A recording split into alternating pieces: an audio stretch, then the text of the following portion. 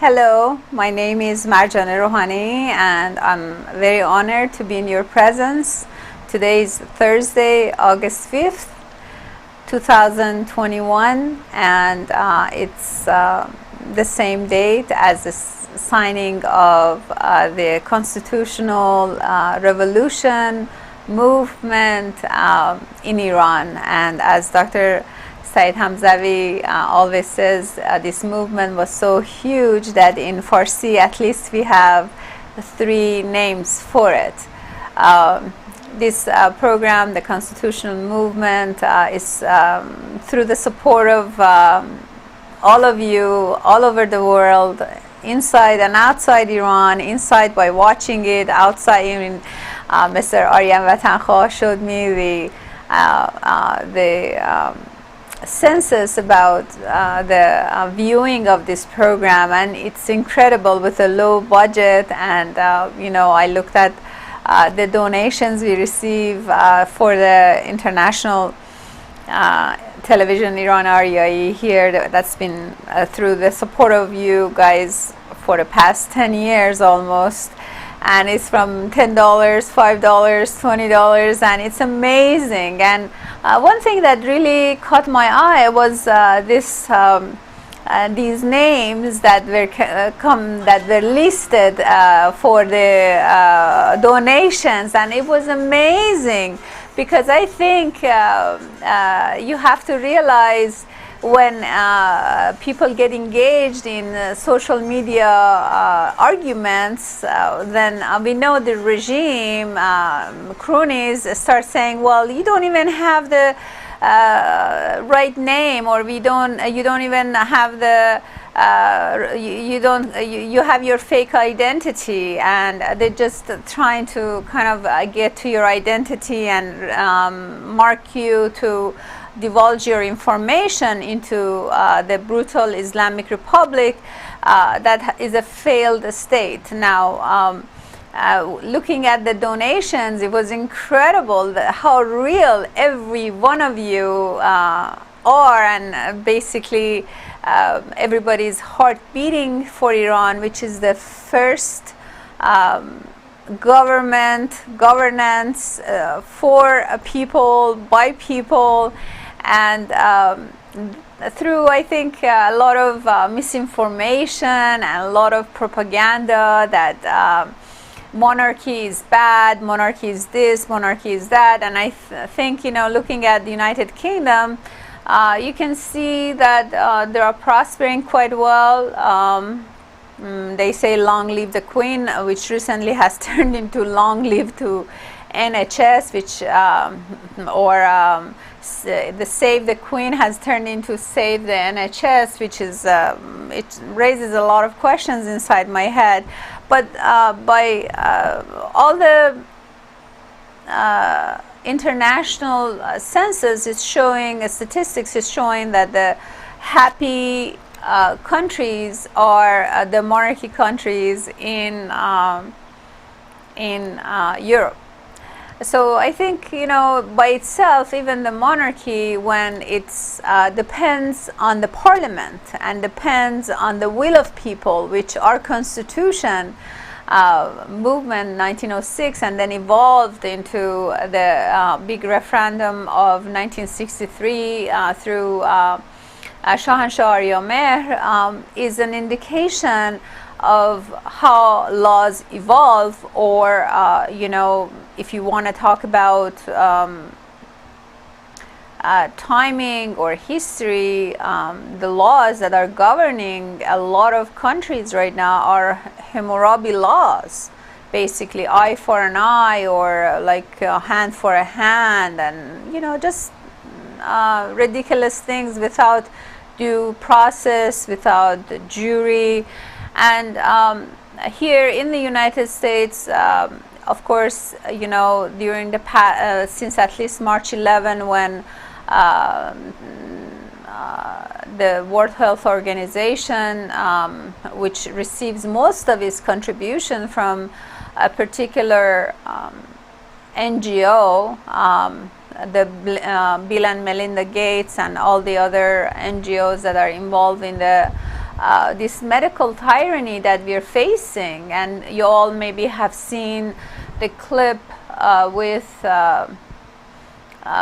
Bill Gates saying we need this injected in 7 billion arms, and to this date nobody knows what's inside these shots. I mean, maybe people are, I mean, this has to be discussed individually with you know, you have to have the insert, you have to know what's going inside your body, you have to have the informed consent in medicine, and that's through the lot of hard work that's been done.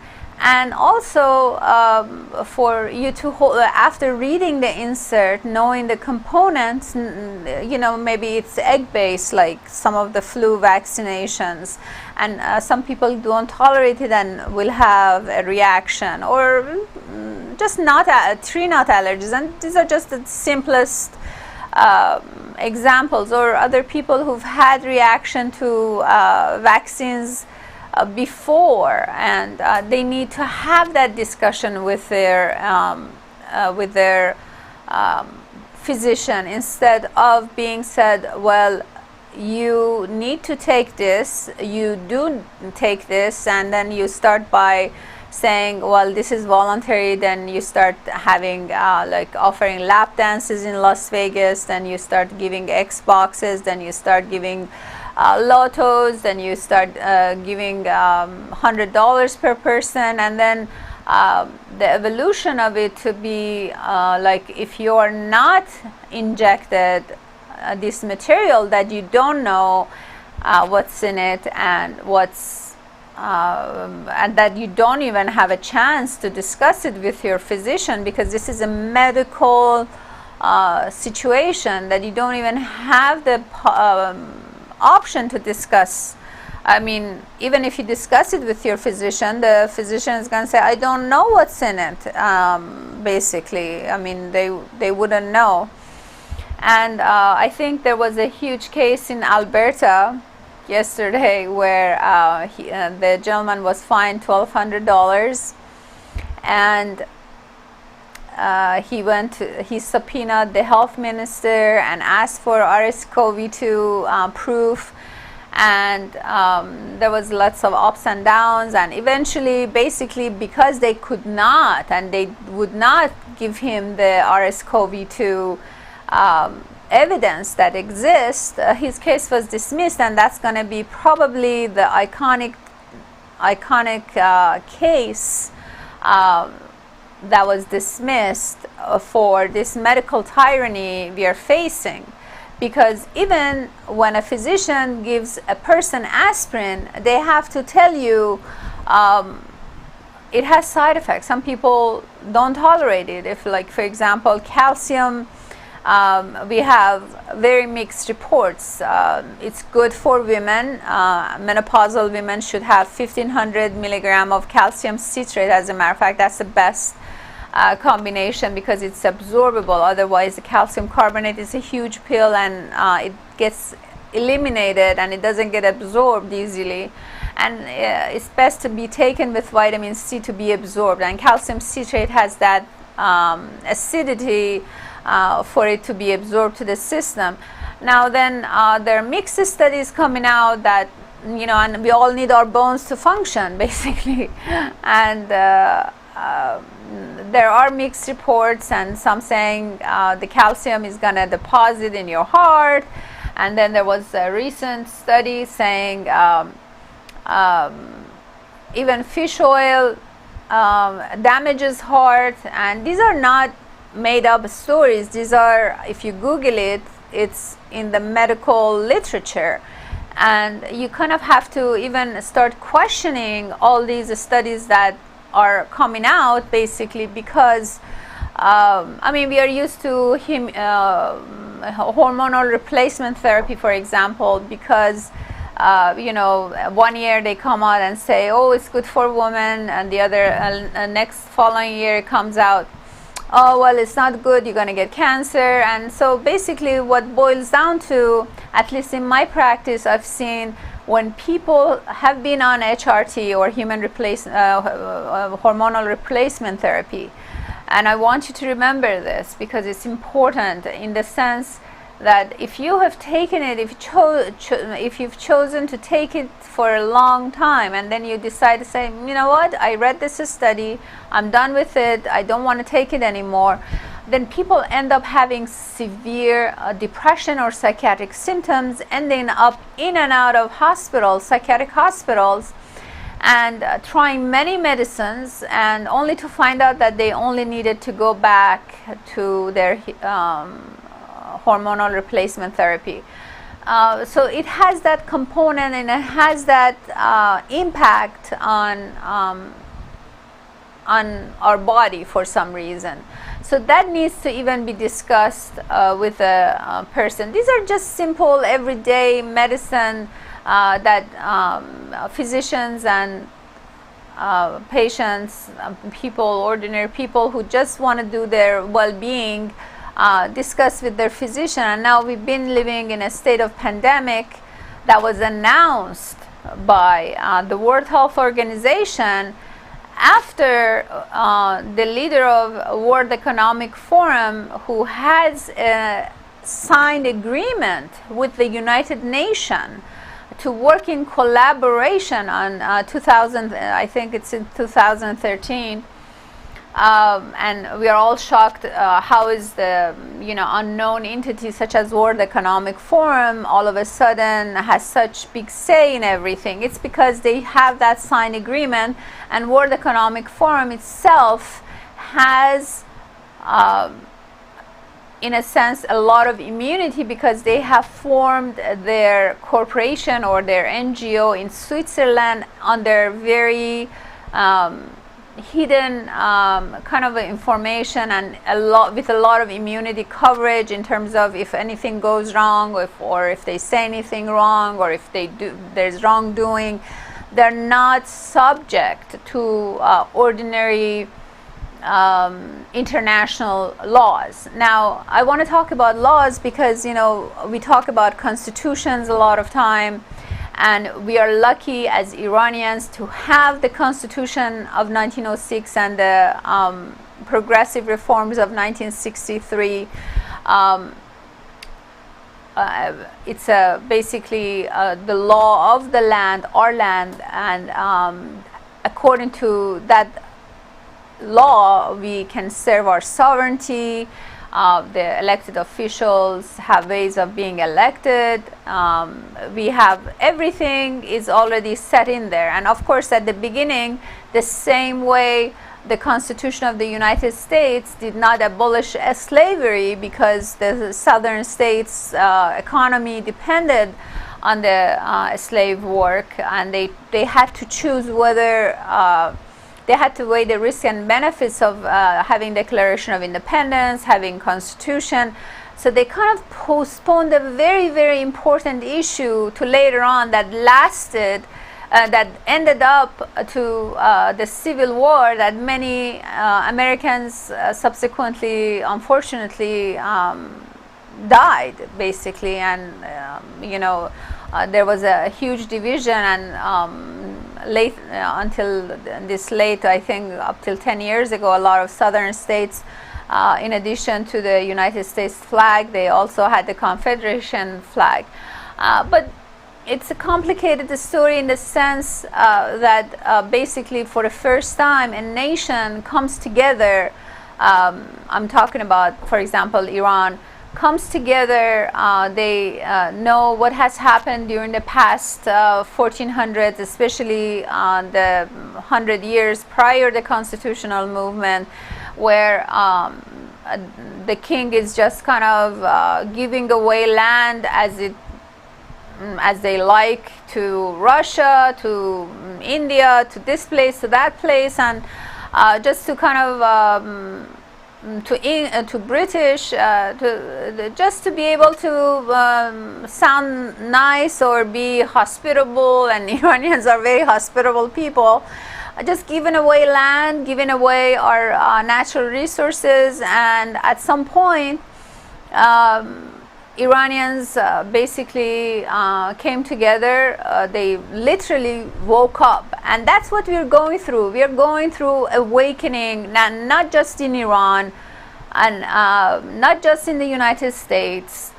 but all over the world, because the people who are propagating this perpetual injection, perpetual corona infestation, perpetual lockdown, perpetual masking, and not considering the risk and benefits, and deplatforming anybody who, we are not used to this in the West.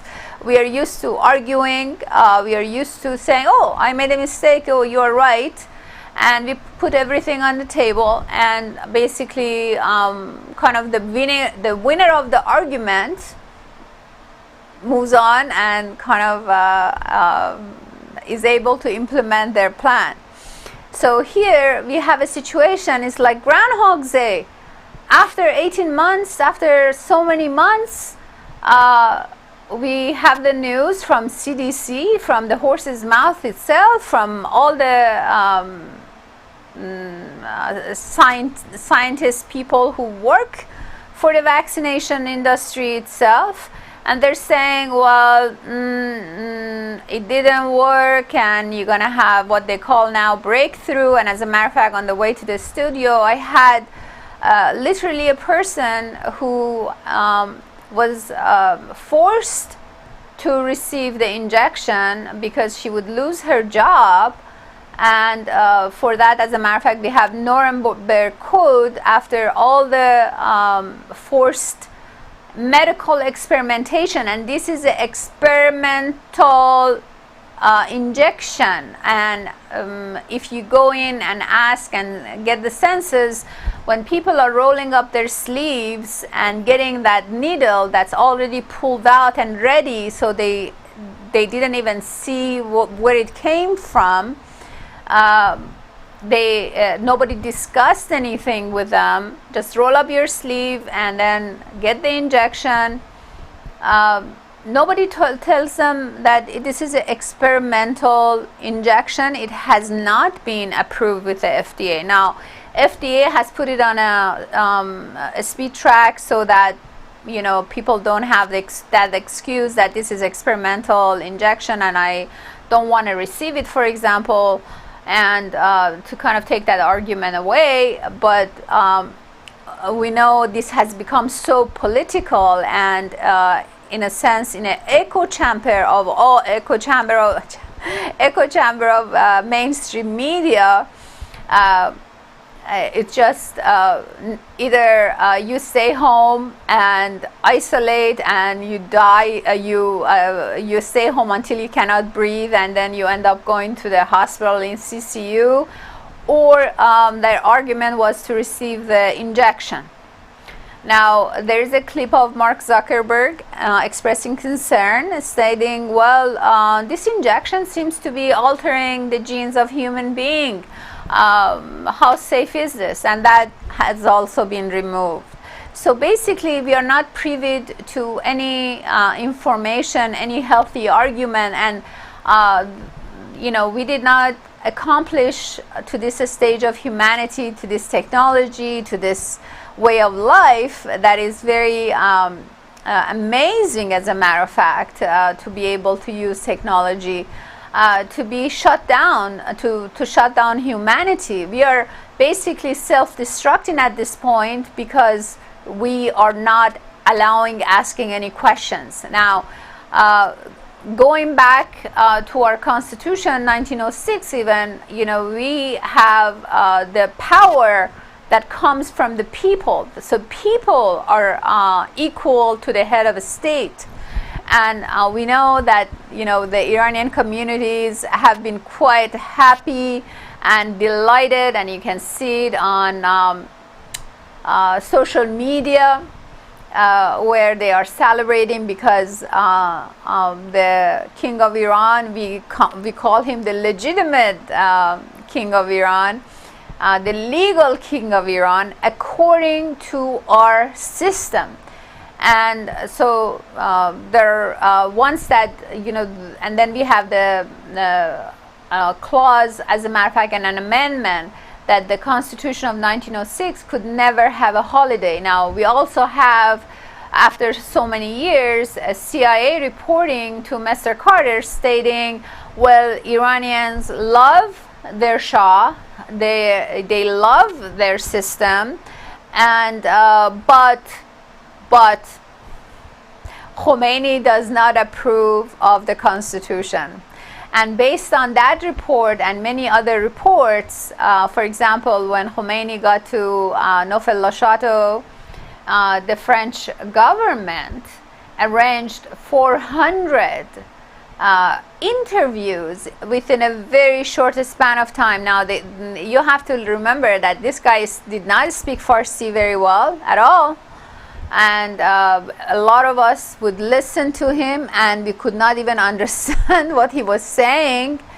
And one of the famous saying he had, that people laugh, and I think, you know, there are times that laughter is kind of releases a lot of tension, and we use it as humor to kind of like deal with the catastrophe of what's happening to us.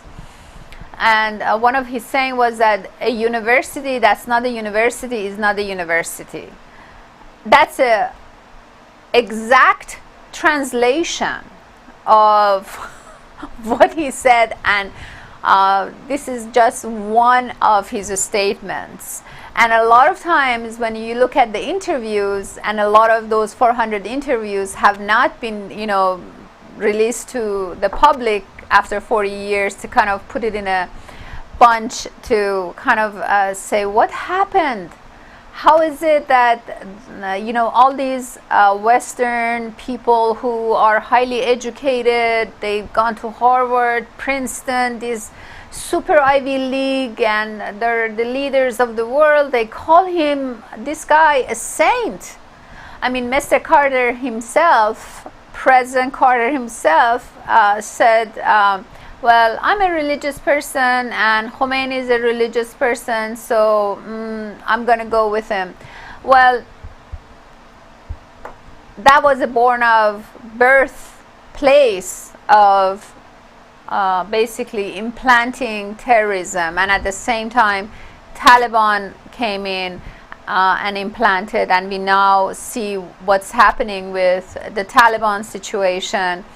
There are just wrong policies after wrong policies after wrong policies, and at some point we have to say enough is enough, because these bad policies are not working in petri dishes. That if you thought that these are petri dishes, that okay, Afghanistan is so far away, it's not going to impact us, Iran is so far away, it's not going to impact us.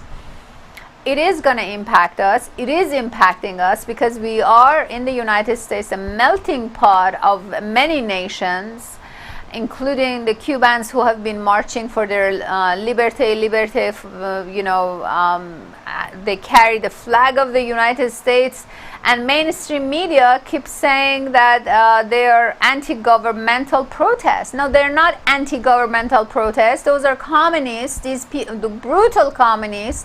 They kill people, they have no food to eat. There are a few percent, maybe 1 or 2%, who live in their ivory castle and they don't care about the masses of people. A healthy community is where people are able to earn their living, and they have jobs, and they gladly pay their taxes, and the taxes are reasonable. And you know, it was established, as we've spoken a great deal, everyone, about Cyrus the Great, but Mithridates, who is the sixth Ashk of the Ashkanian dynasty in Iran, not even freed a nation of Greece from slavery. And a nation of Greece was composed of many tribes, many religions, many people, but also gave up 5 years of their paying taxes until they were able to kind of stand up on their feet, and they were able to basically join the kingdom to basically enjoy free and fair trade. And I don't think people in the world right now, despite the fact that mainstream media wanted to isolate each country by its own, so that we don't understand what's happening in Canada, what's happening in Mexico, what's happening in Brazil, what's happening in Argentina, what's happening in New Zealand, what's happening in India.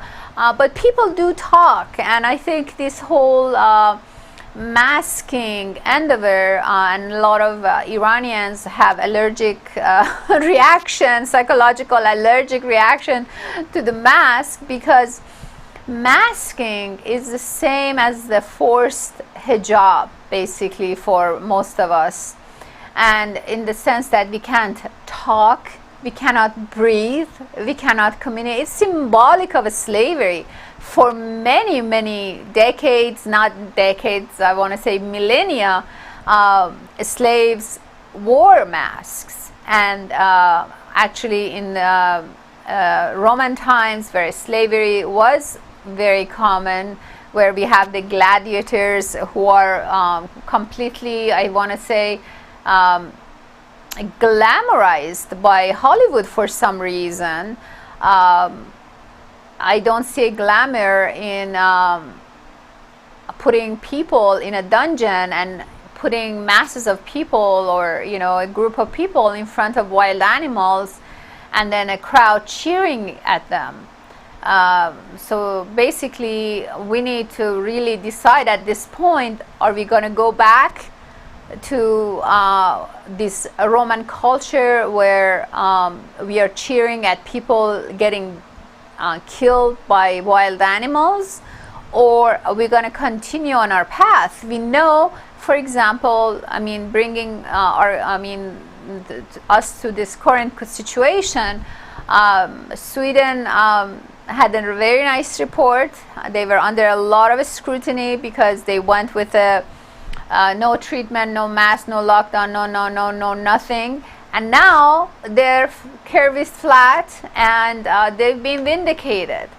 Now, the same is happening. Actually, there was an article again in China. There's an article in Finland. The people who get an injection, this is not from me, this is a published article in science and medical journals. People who received the injection, this was predicted by a Nobel Prize winner of mRNA and epidemiologist, Nobel Prize winner, who came and said, look people, if you do this injection program, then you're going to create a petri dish for evolution of new variant, and then after that you get another injection, then you get another variant, then another variant, and you just have to kind of follow the money to see what's happening. And that's why we have very brave governors in Florida, in Arizona, and we see the difference in treatment of mainstream media with Arizona and with Governor DeSantis, that has really done a great job. Governor Abbott, who is saying no masking our children, and we know that OSHA, carbon, for example, going to the mask, forget the allergic reaction to the forced hijab and the forced mask and all that, but we know medically, and you don't need to take my word for it, if you, the OSHA in the United States says each person who is wearing a mask in industrial circumstances, they would have, I think off the top of my head, 5,000 per millennium particle in 8 hours. But if you put a mask on a child who needs to talk, who needs to jump, who needs to ask questions, for the teacher to have interaction, for a teacher to really bond with the kids, and be able to give, they're away from their family for 8 hours, so the love for the family, from the family, is actually they perceive it from their teachers, and that's why many of us remember our teachers from elementary school, from middle school. But anyways, after a half an hour of a mask on a child, you can find 30,000 particles per millennium, which is 6 times of 8 hours in half an hour for a child, including the fact that the mask, the viral particle is a dead particle and needs a wet surface for a good amount of time to get into some moist place to be able to incorporate itself and replicate. Now, we all have a viral load, but it depends on how much of a viral load we have to be able to express symptoms. For example, we all remember that maybe we had a little bit of a temperature or a cough, and then it was gone after a day or so. And I'm not minimizing this disease. It's a real disease. It's a real concern. But we have to come up with a definite. We should not, after 18 months of doing the same thing, knowing that the same thing caused havoc and caused a lot of problems, wake up and say, oh, it's Groundhog's Day. Let's do the same, and see what happens. For once, we should maybe listen or bring other doctors, other specialists, other people who have been known in the medical community. I'm nobody in the medical community. These are people who have won prizes, are widely published. They talk about early treatment that's not talked about in they talk about early treatment that's been censored, completely censored, and made ridiculous of by fact checkers who we don't know who they are in terms of creating a narrative. And we're playing with people's lives. And I think, if you're in a medical field, a healthcare field, and you're a human being, actually, you don't need to be a doctor or in a healthcare field. Even if you're a human being, automatically, for example, what to do. If you cut yourself, you immediately put a wrap around it until the bleeding stops, and then until you have a chance to have it examined, until you have a chance to be able to put sutures on it. But we all know in terms of what to do in the initial stages before we go to the hospital or we go, but apparently there are early treatments, and there's this doctor in Texas who has implemented early treatments, and apparently she wrote for ivermectin, and Walgreens rejected it, and she has launched a $100 million lawsuit against CDC, which pales in the amount of money these corporations are making. Moderna is making so much money, and all of the businesses are going out of business. The children are mental health issues are really terrible. We don't even have accurate statistics on the children depression or children suicide, unfortunately, because the level of demoralization and the level of focus on get jabbed, you wake up in this Groundhog's Day that get jabbed, that you automatically get hypnosed and you want to walk in the line and just get jabbed. But I think any doctor, any physician, any healthcare worker should stop and think for that hypnosed person and say, why am I here? Am I here to really discuss the risk and benefit, to make sure that this is the right decision for this person? Because it's a medical decision like anything. Not everybody can take aspirin, and aspirin, people take aspirin for various reasons. But today, of all days, in the day of rule of law and in the day of our legal king who has been recognized by a lot of media, a lot of, I want to say, he was in a role interviewing, and he did amazing interviews, and I'm sure television Iran Aryaee broadcasted a lot of his statements. He's probably, if he had decided to run for any office in any country, he would have been ahead of any office, Senate, or even if not a prime minister in any country. But he chose to stand by the voiceless Iranians and keep saying the same thing for 42 years, and saying that Iranians have a voice, they want to make their own government. It's an insult to our intelligence to accept a person who people boycotted the election, or some people call it selection, the pre-election that Khamenei did with this person, Raisi, who is a known butcher of Iranians in Iran. And basically he's on a sanction where he cannot travel anywhere.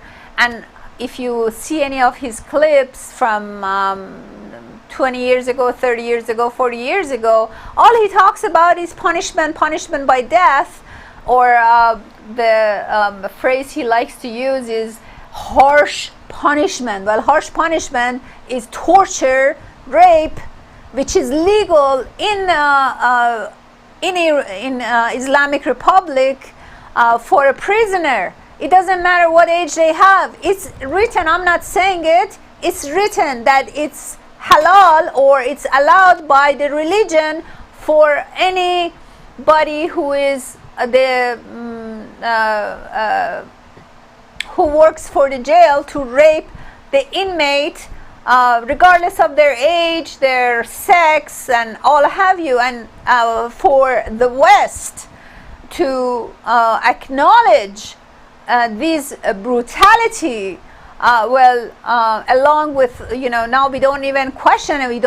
I don't think we should send any letters anymore to anybody, because I think if you're violating your own rules of laws and your own constitution, it brings me to a point that I'm developing a theory that on that day, that doomsday, where President Trump walked on a stage with Dr. Fauci, who probably the history is going to name him something else, and handed over the country into an emergency situation, FEMA got activated. And despite the fact that he went on and he did the rallies, and despite the fact that he went on to say that the election is rigged and rigged and rigged, but because he seemed powerless, he seemed like he was not able, despite the fact that he said he wanted to fire this doctor, he was not able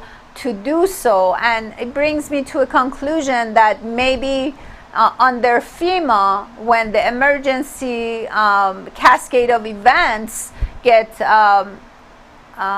activated, then nobody can do anything, and the only thing we can do as citizens is to make sure we make enough pressure on a lot of our elected officials to bring the country out of the emergency status. For as long as the country is in emergency status, no elected officials, like for example, I want to give you an example. A few days ago, a few congressional members went to the federal prison in DC, and they were not allowed to visit the prisoners who've been sitting there for the past 6 months under some issue that they participated in a no weapon. They were caught doing selfies in the house of people, and they've been sitting in prison, in the federal prison in DC. And one of the gentlemen apparently wrote a letter. This is again not from me, I'm not making this up. The gentleman from the prison wrote a letter, said, people, save us. We are here 23 hours in a very small cell. We come out for half an hour to eat, or half an hour have eating permission. So the congressional members walked over and say, well, we just want to visit these people, and they were not allowed in. So it wasn't like they were asking to free them, they were asking them to, whereas the same thing with the Black Lives Movement, for example, people have been able, gather up money and put up bail. So these people are, if you are known against a certain party, so we have like a one-party totalitarian in the United States right now. And my message to the Iranians is that it doesn't matter how many of the Iranian diaspora are sending letters, it's unread, they are not loved, and we don't get any responses. So it boils down to all the Iranians to rally around the system that is in place, that never observed a holiday. And our Shah of Iran, Shahanshah Aryaee, despite a lot of pressure, despite a lot of coercion, like, you're not going to die, we're going to give you medical treatment, we're going to do this, we're going to do that, he did not resign. And they were all looking for that resignation. And as a matter of fact, bringing in, one of the thorns in the globalists' eye right now is that the United States does have a constitution. A lot of freedom fighters have run under the umbrella of constitution, and based on that constitution, peacefully, legally, everybody can accomplish by doing a very simple diagram of people. We have the head of a state, then we have the legislation power, we have the executive power, and we have the judiciary power. And that's exactly what we have in Iran. And I'm not sure how these European unions are able to make a deal or handshake with a brutal butcher, not for 1 year, not for 2 years, 42 years, and not make a deal with Shah of Iran, who was making Iran a stable place so that all of Middle East was in prosperity and in peace, as a matter of fact. And the other thing is that if anybody talks about environment, we cannot leave China out of destroying the environment, where they started deep sea trawling from the South Sea China, and they are moving west. And yes, we know now that it's not just the valuable pearls or the fish, or there are valuable metals, semi-metals that are maybe used for usable for batteries. But if anybody is concerned about environment, we have the infrastructure. We were oil independent. The oil prices are evidence for how we can be oil independent. So we don't have to go to other countries to cause havoc and cause our youth, American brave soldiers who get up and they put on 70-pound worth of equipment on their body to go on in the harm's way. And there's enough resources on this planet for everyone. And I'm not sure how people who are deeply seated in eugenics, deeply seated in depopulation, by their own acknowledgement, by own device. I mean, Mr. Ted Turner, you can just Google it. Maybe Google doesn't have it. Go to DuckDuckGo. they say we don't want people, we don't love you.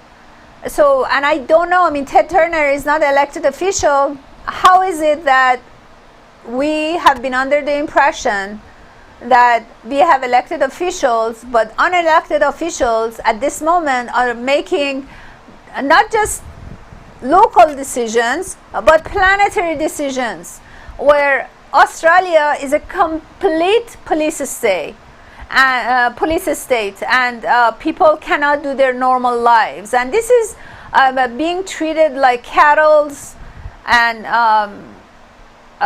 giving power to, you know, if you see the flow of money from the past few months, where people were bankrupted, and then the money, you know, all the small businesses had to be closed, but, you know, business like Walmart was open, Amazon is open, and they don't even have the space requirements, and there are pictures of that. And so it's all boils down to money, and we as people, we the people are saying we the people are worth more than money. Our children are our future. They are worth more than money. They are future of humanity, and they need to learn from us not to make uncommon sense decisions. And that's why I love Mr. Thomas Paine, who wrote the Common Sense paper, and I think it's time for a lot of freedom fighters and people who actually are starting to wake up. You know, and the process of waking up is just one person talking to another person. This deplatforming and then deleting, like worse than the Spanish Inquisition of book burning, or what happened to the big Library of Alexandria, is equivalent to what happened back then. And so, but people talk to each other. We did not have this technology 400 years ago. When Galileo made a circle, you know, verbally said the world is flat, but made a circle by his foot when he was in front of the Church Inquisition.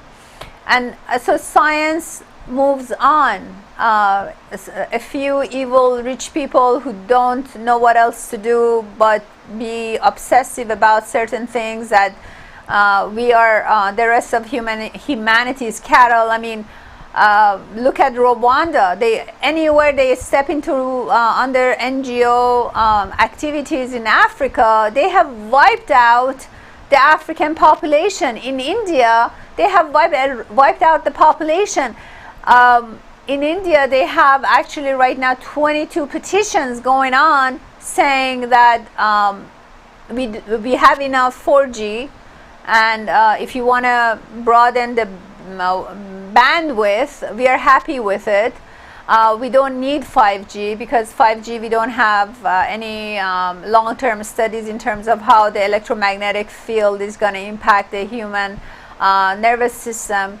But there are 20, you know, especially the countries who've been harmed by just these situations, including their celebrities advertising for the globalists, and which we see in our celebrities actually in Iran, where they do and say off the cuff crazy things, like for example, you know, people who don't even know filming, they all of a sudden they're winning magnificent prizes. The person who was putting pin on women on their forehead is sitting in California, the best state in the United States of America, enjoying the nice weather. And the first few months, I think within the span of the first month, he won a literally prize for something, or some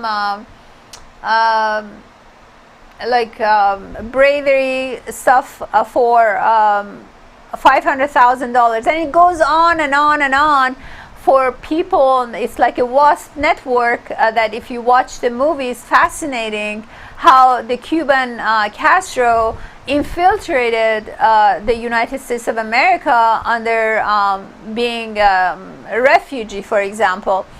And if you want to, for example, see many of these mainstream media are calling somebody the most brave journalist, and we know that the first day the person opened their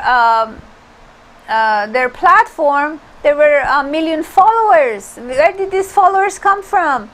Where do the, we know in Iran, when the internet especially is cut off, there's a certain window where the intelligence services from Islamic Republic are sending clips to the outside. And all of a sudden we are seeing a certain person or personalities being magnified as this brave. No, the brave person was Ali Asghar Nahvipur, the brave person who is the man of the Kish Island, which we don't know the name for that person yet. I probably somebody has it, but I don't have it memorized. And we don't know where they are. I mean, Asghar Nahvipur was killed, but we don't know that gentleman who was wearing Javicha or Long Live the King. That's our culture. And that's something that should be protected under UNESCO, because under that culture, a lot of governance and people rules and regulation, where disability, pregnancy, payments, and all of that was established, as a matter of fact. So with those thoughts, congratulations to the biggest, for the biggest day in today's history, constitutional movement that was signed in 1906. Continue what you're doing. The world is hearing. They just don't like what you're saying, but keep saying what you're saying. And it is up to you to choose your own government, like you did 100 years ago. It's not up to anybody else. And under that law, because it's recognized by the international community, our sovereignty will be guaranteed. And a lot of other important issues culturally will be guaranteed. So with that thought, congratulations again. Keep doing what you're doing. We'll be by your side as much as we can. But there are problems here as well, as you see, and I try to explain it to you. A lot of information are not Googleable at this moment. They have been deplatformed. And so a lot of people are using alternative means. And with that thought, I will see you guys tomorrow with Dr. Saeed Hamzavi. And congratulations again. پاینده ایران.